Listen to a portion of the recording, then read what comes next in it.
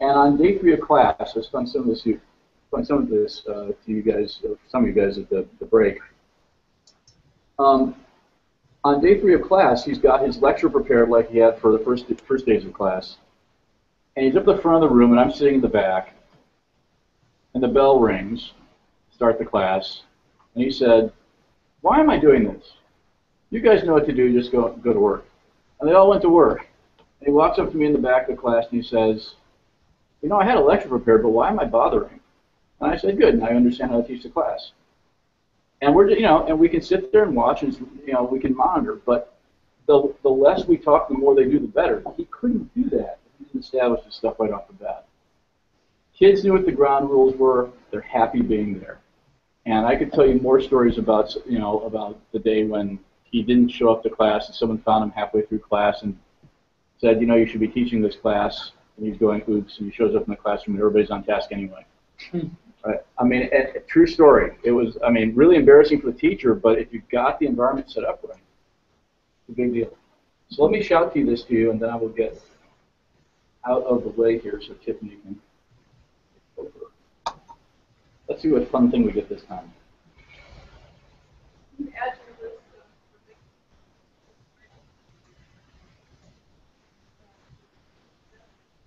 Sure. Give me 1 second. They tell me I was doing my best. Things I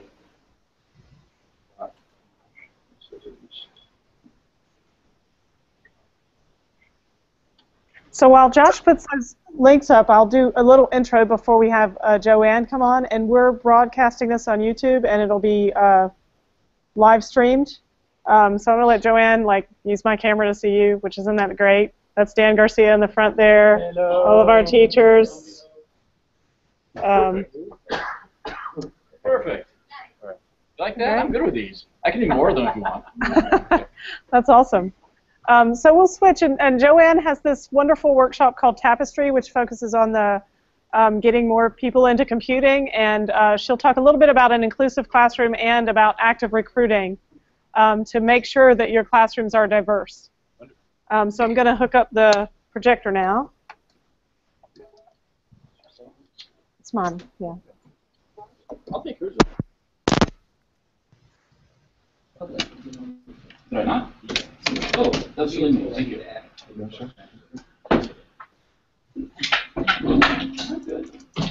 I think we are projecting, so Joanne, whenever you want to start, I'm going to put this on mute, and then we will switch it whenever we have questions and answers.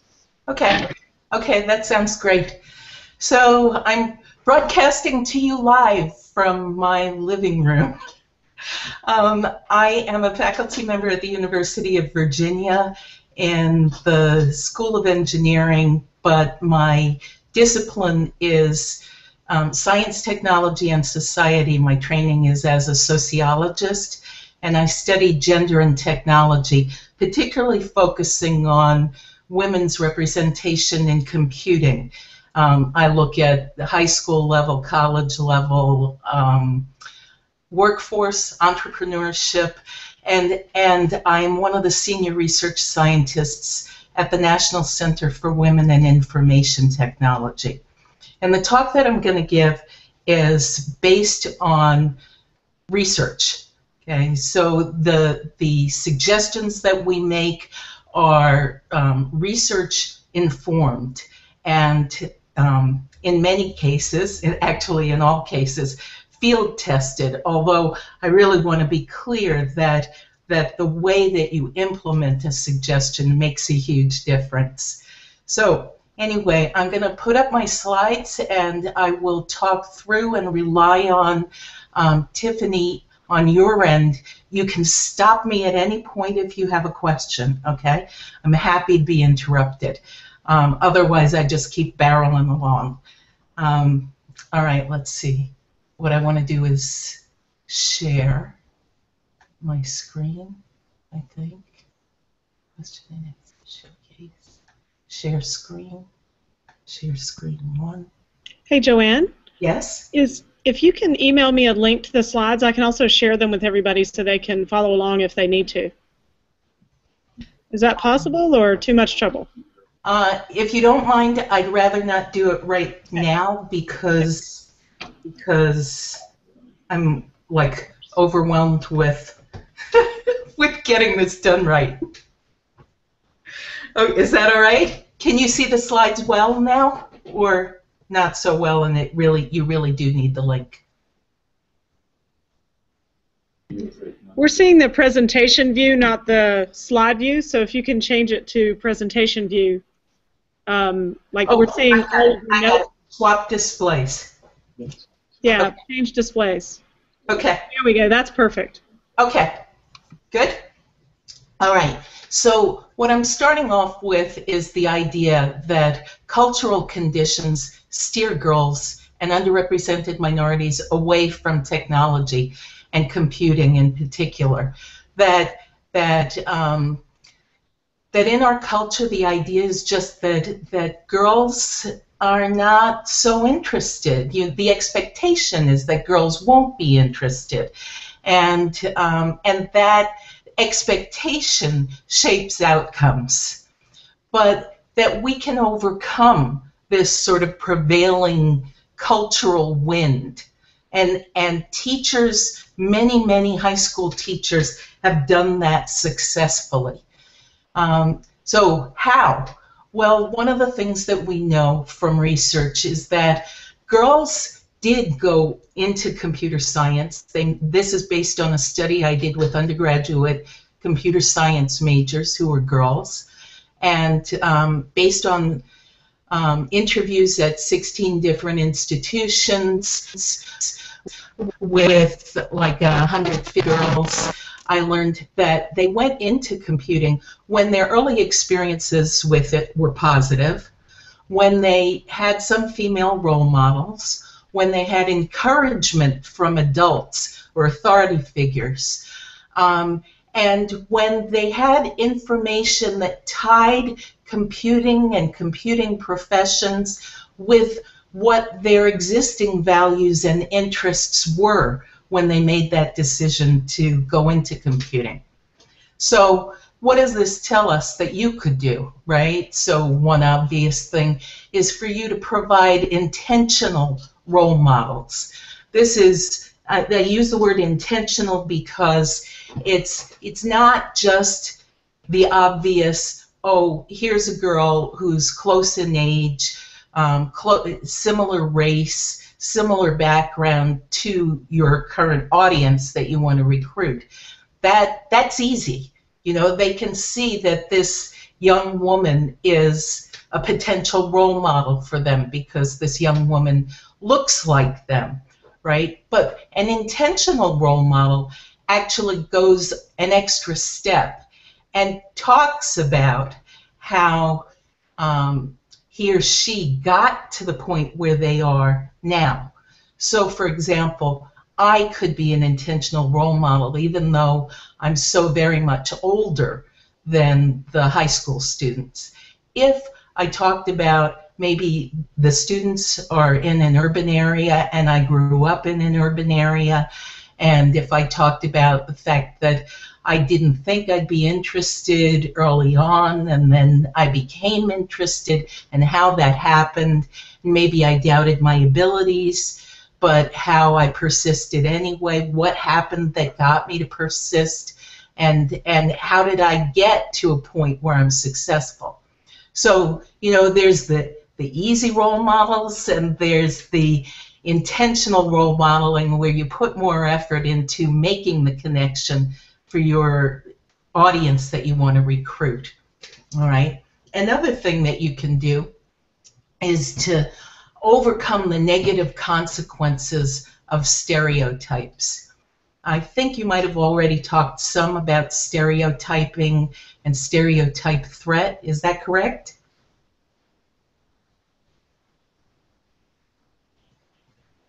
Okay, nobody's ready to answer. I'm not hearing an answer anymore. I think some people are saying yes. Oh, okay. Think about it again. It'd be good to define stereotype threat. Maybe good to define stereotype threat. Okay, so the idea of a stereotype threat is that you have a concern that some negative beliefs about a group of which you are a member might be at play in the current situation, and that you might be confirming them, that people might be thinking that about you. So, for example, being blonde and female, if you ask me to do arithmetic publicly, I might freeze up due to stereotype threat, due to the fear that, oh no, I'm on the spot, they're going to think, oh, dumb blonde female, I can't do this, you know. And this doesn't even have to be a conscious thought. It's just the fact that I know that that belief is out there. I might reject it, but I know that some people have it, and therefore it has an impact on me. And that kind of impact will reduce interest, confidence, feelings of belonging, all the kinds of things that you need in order to select an occupation or an occupational area as the one that you want to go into. Okay. So anyway, there are ways of overcoming stereotype threat. These are a few of them here on this slide. One is to talk about the fact that that intellectual ability, smarts, are not something that are static. That if you are faced with something that's difficult for you initially and you work at it, you actually build your brain. You know, it's sort of like building other muscles in your body, that you can get better at it. And so that's one important message, that when students hear that, they're more likely to face a challenge than to walk away from it. Okay, so there are other things. I don't remember. I could talk about it more toward the end if you like, about overcoming stereotype threat. But you know, simple little exercises that work amazingly well. But I'm going to move on in just because that's not like the main point of what I'm trying to present right now. Inclusive pedagogy is another way that you can bring more and diverse students into your classrooms. So I'm going to talk mostly about recruiting, but your first class really is a recruiting opportunity for subsequent classes, right? You need to give the students who are new to computing, who you've persuaded to try your course, a positive example, a positive experience. So you want to use engaging examples. By engaging, I don't mean the examples that you might find interesting, maybe golf or taxes, or I'm trying to pick out some of the worst examples I can think of that I know are real, but examples of what the students might find engaging. And I don't mean the students who will come to your class even if you tried to keep them out. I mean the students who are different from the ones that you have sign up automatically, the ones who you actively recruited. What engages them? Tie the concepts that you present, that you teach, to interesting uses that these students would find interesting. In other words, why am I teaching you this? You also want to be careful about kids that grandstand. It's wonderful and exciting as an instructor to have enthusiastic students who know a lot of stuff, who are learning things on their own. But when they get up in a classroom and they start talking about, you know, Ms. Smith, I just rewrote my printer driver last night, and I was wondering about this particular question and whether or not I went about it the best way possible. Well, if you're not teaching that class right then on printer drivers, that's not an appropriate conversation for that class. And what you want to do is, without squashing the enthusiasm of that student, basically take them offline so that they don't intimidate the students who really are new to computing. Collaborative learning is great for students who are new to computing in particular because it helps build their confidence. And there are other ways that you can build student confidence. I'm sure you know better than I do about how to scaffold lessons so that it's a little bit at a time that the student is mastering, and to encourage their effort. Okay. And when I say collaborative learning, I mean more than just assigning group work. What I mean is something like pair programming, which I think you've heard about, and has a specific format. And there's a link. You'll get a copy of my slides, so you'll be able to have any of the links that are there. And when I say encouragement, some people are kind of, like, what in the world are you talking about? Let's see if this will do it. I think it will.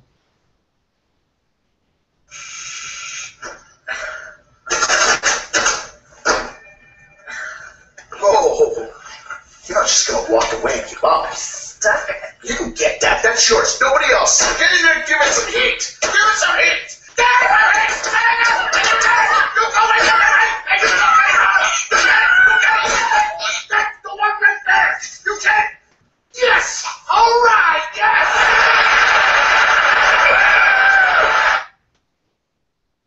Whoa! I have a really exciting screen right now. I don't know what you're seeing, but I've got like one of those never-ending mirror kind of situations. I'm going back to this. Okay. All right, so that's the kind of thing that I'm talking about when I'm saying being encouraging. Encourage your students' effort. All right. Now I'm going to start focusing specifically on active recruiting. We know from research that there are a number of different factors that affect our choice of occupations. One is interest. One is confidence that we could succeed at it. One is feeling like we belong in that with the people who are in that occupation. And another is identity. In other words, the feeling that I'm that kind of person, like I'm a math person or I'm a computing person, and thinking about yourself in that way. And so if you capitalize on these 4 factors, it'll help you actively recruit more diverse students. The thing is, you want to focus on these for your expanded audience, for the young women in your school, for the minority students in your school who have not been signing up for your classes yet. So you want to ignite your students' interest. How could you do that? You could do that by showcasing projects that are tied to your students' current and future interests. Well, what might they be interested in? They might be interested in something like wearable computing, and this particular jacket that uses a LilyPad Arduino and sensors so that someone who's blind could navigate their environment. There are also jackets that are used for bikers so that if you can signal, it signals on your back and down your arm which direction you're going to turn in, using lights that you activate just by pressing a button in the sleeve. Those kinds of things might interest more diverse students than you currently have in your classroom. Maybe tie big data applications of computing to conservation.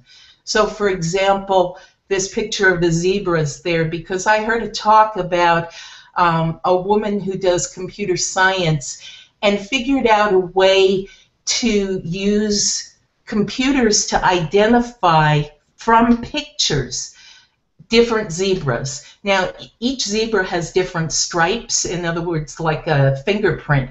So when you look at them, you can identify individuals. But, you know, that's not easy. How many hundreds of zebras can a person identify from pictures? Whereas this computing program can identify thousands now. And I thought that that might interest some students who are interested in conservation. There are computing initiatives, companies, programs that make it possible to link public resources with the needs of the local population, like the homeless populations. Different communities, technologies, they form an alliance, and they match resources with needs. So this is another great use of computing that a more diverse group of students might find interesting. The kinds of things that we've found that young women tend to have their interests sparked by when you talk about in relation to computing are, in terms of their career aspects, the idea that there's flexibility. You can work in any industry if you want to be in computing. Computer scientists work in education, they work in healthcare, they work in all kinds of industries, and they're geographically dispersed all around the country. Their work can be quite socially relevant. It's common that you work with other people, clients, other members of a team. You can have time for family. I did research on the average number of hours people in computing occupations work compared with other occupations, and found that there's no difference on average. The job projections are extremely positive for computing. The high salaries, the job projections and the salaries are going to be particularly of interest if you have low socioeconomic students where they are selecting occupations perhaps based on more practical factors than maybe middle-class white women would be selecting, where they're talking about satisfying their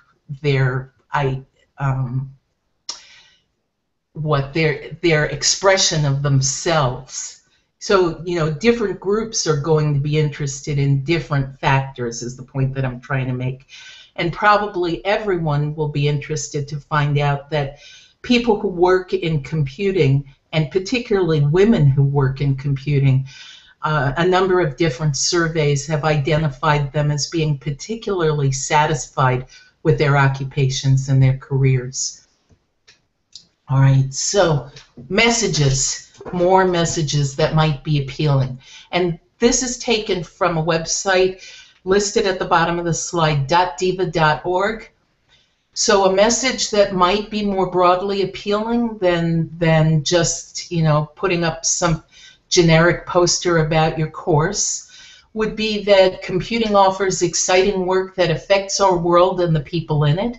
And here are some pictures and examples of actual work that actual people, young women like those in the pictures, are doing in computing. Same thing here, computer scientists give back to their communities. Computing offers, I guess I went back one, sorry about that. Here's more from .diva, where there are women who work in computing and are in fashion design, in forensics, in justice, in music, in medicine, and so on. This, sorry, is a little outdated, but I can tell you that the more updated slides with information about America's best jobs routinely list computing occupations. Again, I've got a very nice new NC WIT resource that uses 2012 to more recent data, but I can tell you that the wages are also high, continue to be high. The job demand continues to be high, and you can have access to that information.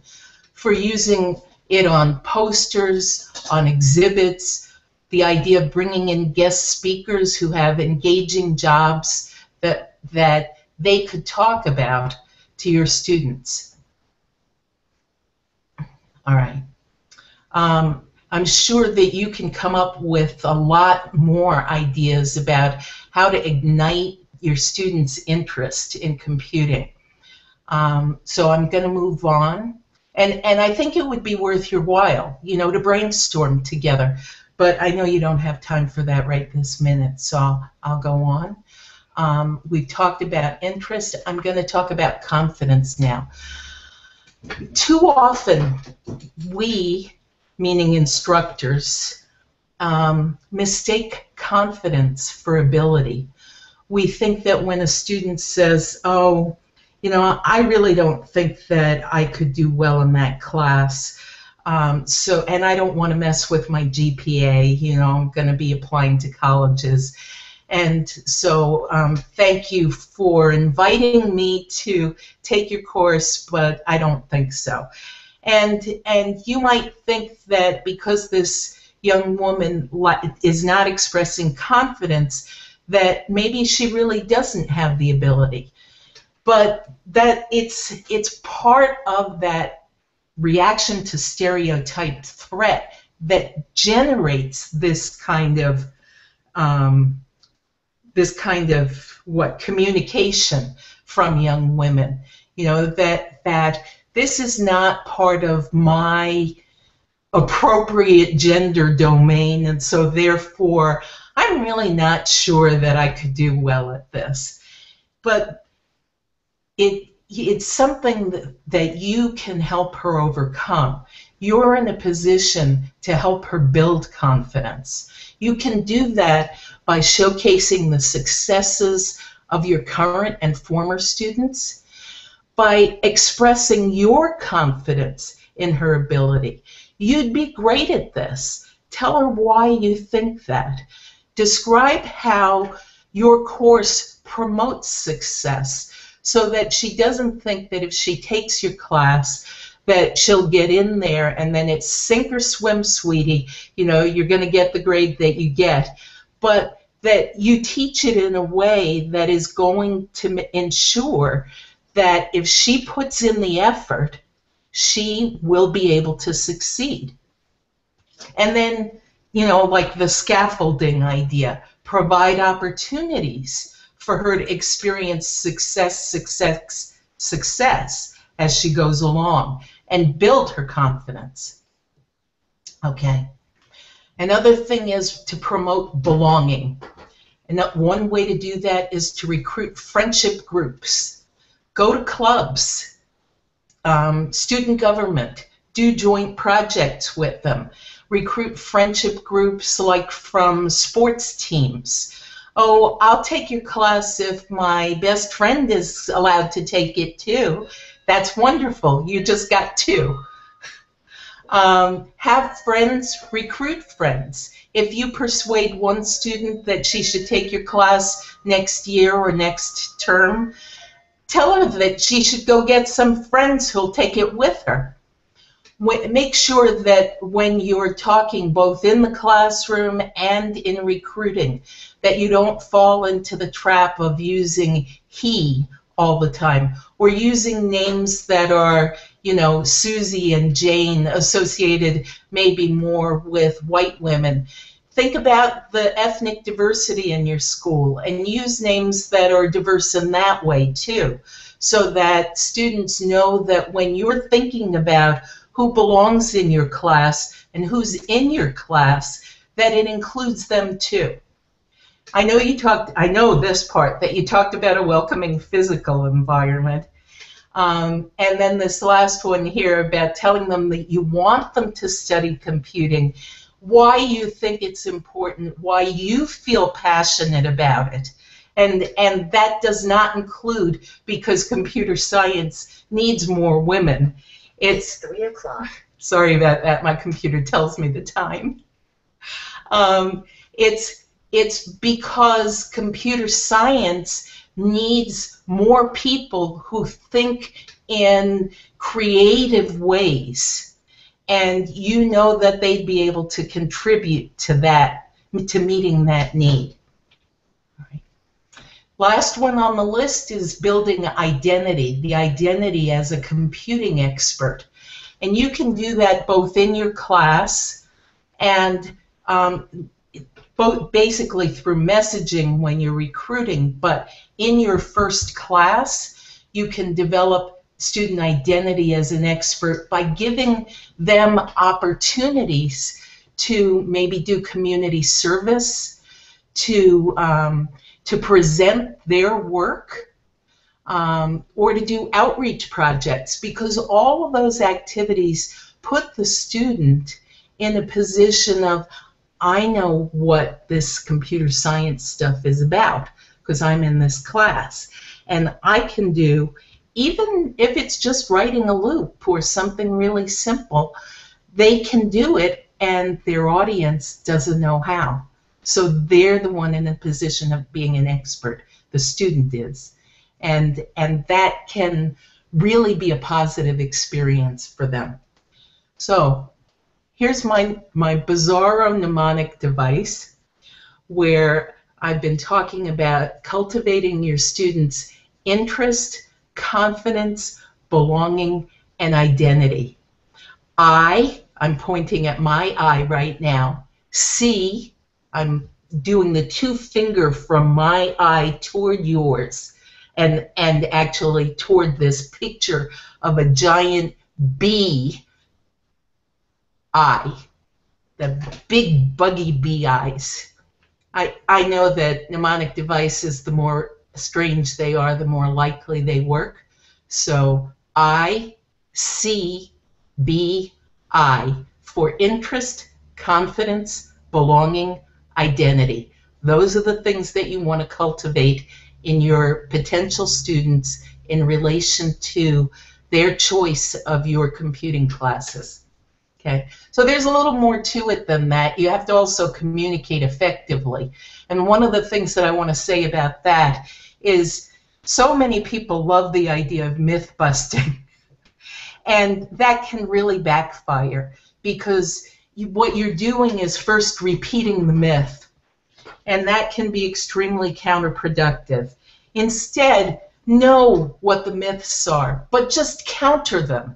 So if the myth is that computer scientists are geeks, right? Then when you highlight your former students or your current students, highlight the cheerleaders, highlight the dancers, highlight the student government students, the yearbook students, so that you're not saying, look, these students are in computer science and they're not geeks.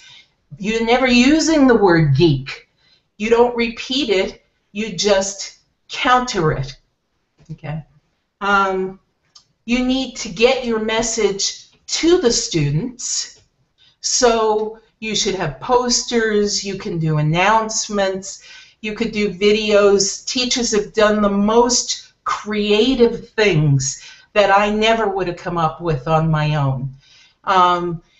And it includes things like orientation, being there. You know, a lot of students change their courses at the very beginning of the year. So don't think that it's too late even for this year. Even though most of, you probably have your roster, you know that people shift around. Take advantage of that. Be the one who students say, oh, I got the syllabus for this other class, and I have no idea what any of that information is about. But I don't know what the syllabus is for computer science, but I heard we're going to do all these cool projects, and that if I learn how to do, how to make a website, I can I can do a community outreach project with a nonprofit in our area. So anyway, you want to be able to reach the students with those messages. And in doing that, you have to get their attention. So for example, an open house. This, when I say creative, this is an example of one of the things that a former participant in this workshop has done. She took puppies and magnets and candy to hand out, and a .diva interest survey, and she went from no students in a CS class to a class of 38, 40% of them female. That was done at the beginning of the academic year. She started with no one. They gave her permission to run her class. When you talk to a student's name, now this isn't research-based. I stole this from advice given to salespeople. When you want to sell somebody on something, use their name. Tell them you know that you believe they can succeed. Listen to them, and don't blow off their concerns, but then say, I understand what you're concerned about, but let me tell you, and then give them some good information that can counter it. And if someone says, I really can't, that's fine. Maybe next time, maybe next year, or maybe when you're in college. Don't let it be a final refusal. Okay, this is concerns about, I don't want to be the only girl in the class. Some particular responses you might give to that. I would say in particular, though, that's fine with me. I don't want you to be the only girl in the class. Get some of your friends to take it with you. I'd be thrilled to have them. We have at NC WIT information that advisors can use, because sometimes academic advisors steer students away from taking computer science. Like, I've heard too many horror stories where they'll say things like, oh, that class is for the boys. You don't want to take that.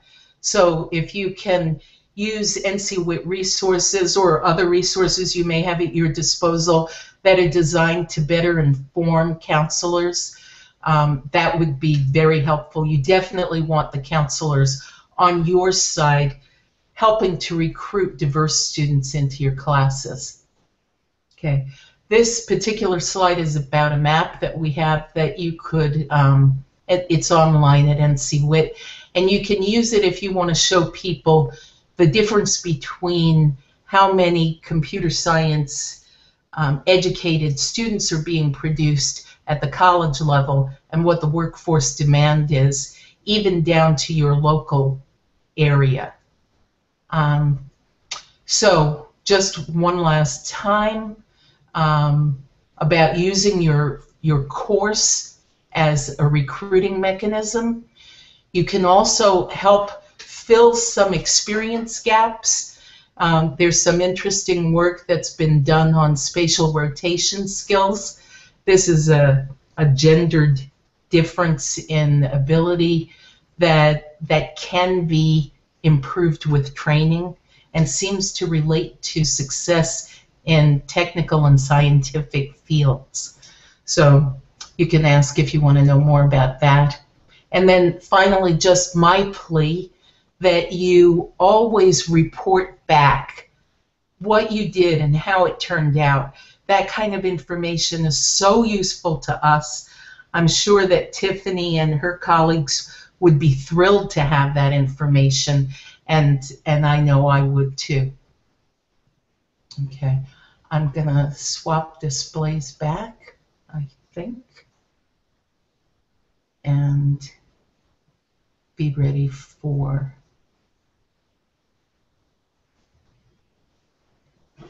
any questions or comments.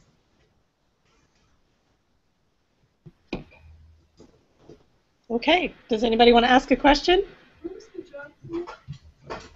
Caller wants to know where the jobs map is. That's at ncwit.org, and we can get you a link to that. The jobs map, Joanne? Yes, yeah. The link is probably on my slide. and you'll definitely have access to my slide. If we don't see the link there, then I'll send it. Yeah. I'm sorry, you know, it's tough to just sort of barrel through without being able to see your faces or get any questions or comments from you. And I know that that's certainly not the most engaging way to give information to people.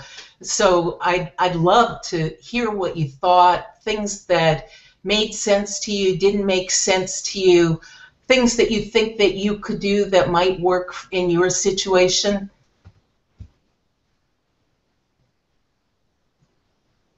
One of the things I did this year, trying to help with the minority and the girls, was when we were interviewing for TEAL, I had in the back of my brain to hopefully get some female volunteers, and we do have some, and I really honestly think that will help decide to 2 teachers that are female. That was Dixie, and she was telling us that she's working with some local industry people, and it's the TEALS program, and they send industry people to schools to help teach computer science. And she was saying she recruited women to hopefully try to get women in the classroom also. That's excellent. That sort of goes along with the intentional role modeling.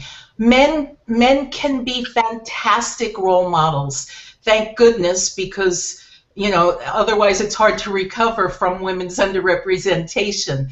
But it's easy to make the connection when there's someone who appears to be more like you, so that if you want to get more girls in, and you have either just women in the classroom, that's helpful, or if you want to get more underrepresented students, more minority students, and you're able to bring someone who's a member of the same underrepresented group, that's fantastic too. Again, it's easier that way, but certainly men can do that fantastically well too.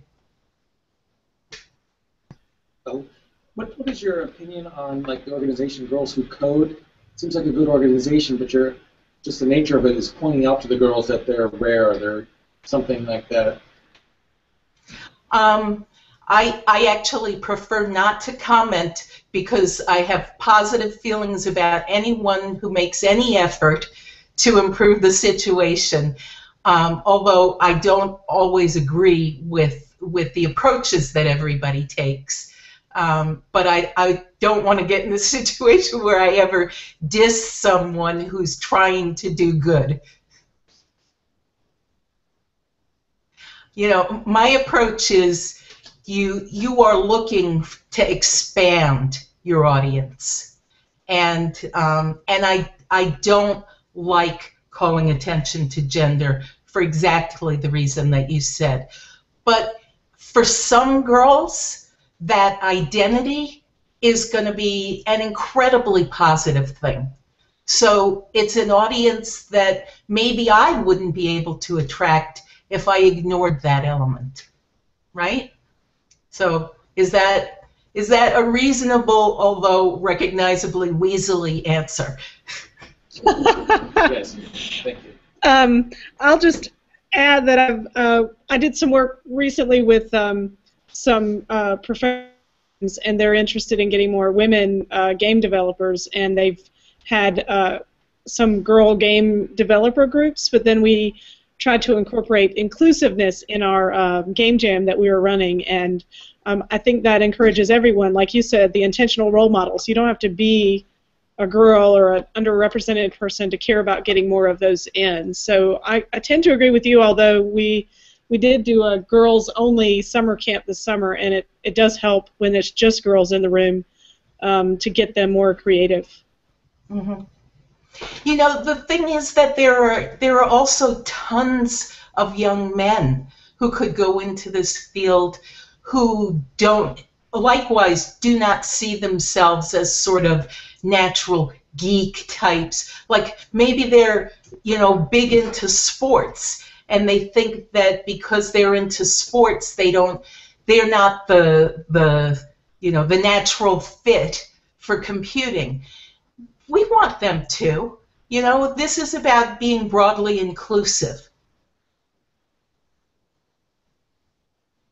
We talked about recruiting women a lot, but how do we work on preparing them for the realities of being a woman in this industry?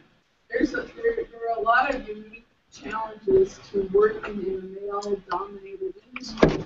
How do we teach them to lean in, so to speak, and how to deal with it? Did you hear the question, Joanne? Yeah, I think I did. And so there are many programs that help with that. For example, the Computing Research Association is particularly interested in offering research opportunities, for research experiences and mentoring to young women who want to go into computing. They actually start at the undergraduate level, but that another great program, this is run by NC WIT, is the Award for Aspirations in Computing. I don't know if you've heard about that. They recently started reaching down into the middle school level, but they're extremely well dispersed, around the country at the high school level. And this is an award for having aspirations. It's not, they take into account the kinds of opportunities that the young women have had, and by applying for it, you get into this community of young women who are all excited about learning more about computing, doing more in computing, and they're extremely supportive of each other. They help each other with thinking about where to go to college, with applications for college. I mean, it's an incredibly supportive group. And the whole program is designed to highlight these young women and offer them more and more opportunities to grow their abilities and their interest in computing. So what I would say is the best thing that you can do in terms of the challenges and the realities of being an underrepresented group within computing is to hook your students up with these kinds of programs that are actually designed to provide support and encouragement for them. That fair, or is there part of your question that I didn't address? Go ahead. Will they supply encouragement and support as you try to survive in your job? I mean, it's really fun to major in computer science, and it's fun, to do all that. But it doesn't matter, if you are the best prepared, smartest person in the room. If you're the woman who's the smartest person in the room, that's often not welcome, And you could be greatly prepared, but that doesn't prepare you for the emotional toll it takes to try to live in that man's environment. And there are plenty of men who feel threatened by that. Women are threatening men, professional men all over this country by taking over the med schools, taking over the legal, world. I mean, there are more women in graduate school than I think than there are men. This is one of the last bastions, holdouts where white males rule, and they don't particularly like it when it's challenged still. And you have to survive that. You need a support group for that. A support group can definitely help. But as I look out the camera here, I think I see a lot of men in the room. And I'm guessing that these men who are in this room, that I don't want to speak for you, but is it fair to say that you would be supportive of your female students, that you would welcome women in computing? I mean, I'm not denying that this is an issue. I honestly can't say based on research how much worse it is in computing than any other field that is changing, that has been male-dominated. I mean, the world is changing, and definitely pioneers face a harder time than people who go into fields that are already maybe dominated by the same sex. The men who are in the room with you are teachers, which is predominantly a female occupation. I don't know I don't want to put anybody on the spot, but is there anyone who'd care to comment on being in that position?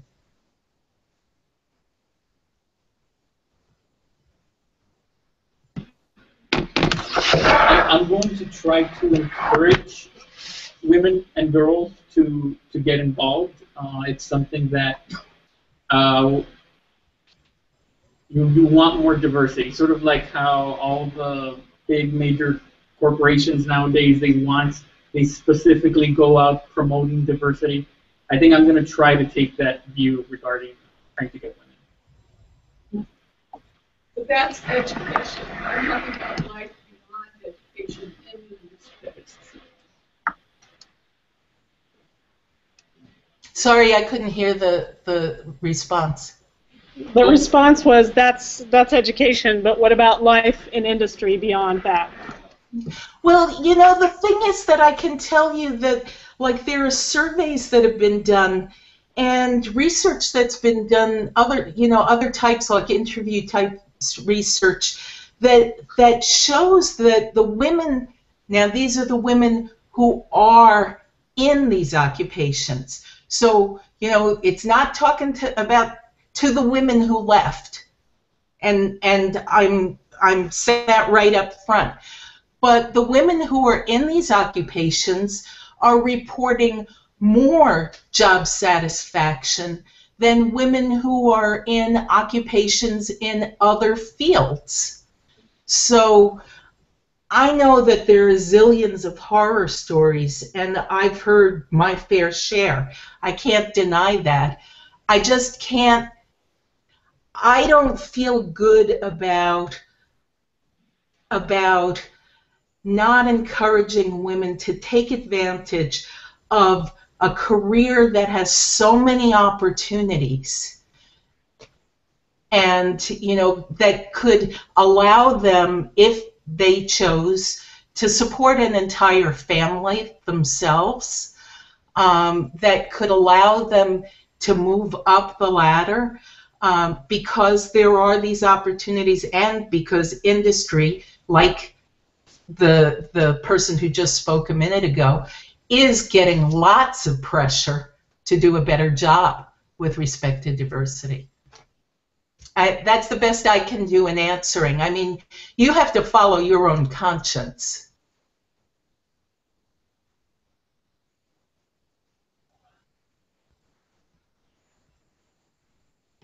Okay, go ahead. Okay, this comment regarding involving women students in tutoring. A lot of time, just I teach at college. A lot of time, people think about computer science always related to programming and the industry. Actually, there are a lot of women interested in the nature of computing, in social science, psychology, nursing, and medicine. I think that's very attractive. In the history field, it's very attractive to those women students. And so far, we have engaged a lot of women students. They are, you know, the selling point is you can apply computer science to make other people's life easier, better, increase their quality of life. And I've seen the same thing in my research lab. So we try to use computer science to make education better by applying AI to systems to give hints to students, but also to make games that teach things. So we do both of those, and I get women involved that way. It's easier to draw women in if you use as a starting point interests that they already have, that they, you know, are comfortable with, that they're not. I have a colleague who just used this term. They don't have to be a gender outlaw in order to enter in that way. You know, it's It's sort of, this is acceptable. Yeah, women are interested in education. Women are interested in health. Women are interested in conservation. So these are easy ways to draw women in. And then, you know, in terms of career, if a woman has interests like those, say, you know, now she's going to go on to college and major in biology, okay? If she gets a bachelor's degree in biology, she doesn't have any realistic career options at that stage. I mean, it's not like there are no jobs, but there are not lots of good jobs with just a bachelor's degree in biology. If she had biology and computing, there are tons of fantastic jobs she could get walking out the door with her bachelor's degree. Seems to me it's a win-win, a win for computing and a win for that young woman. I think that's a great note to end on. Let's give Joanne thanks for giving us the presentation. Thank you. We really appreciate it for coming and talking to us and doing it at the last minute. Thank you so much. I was happy to do it. Thank you for inviting me. Thank you. Bye. Yeah, we will.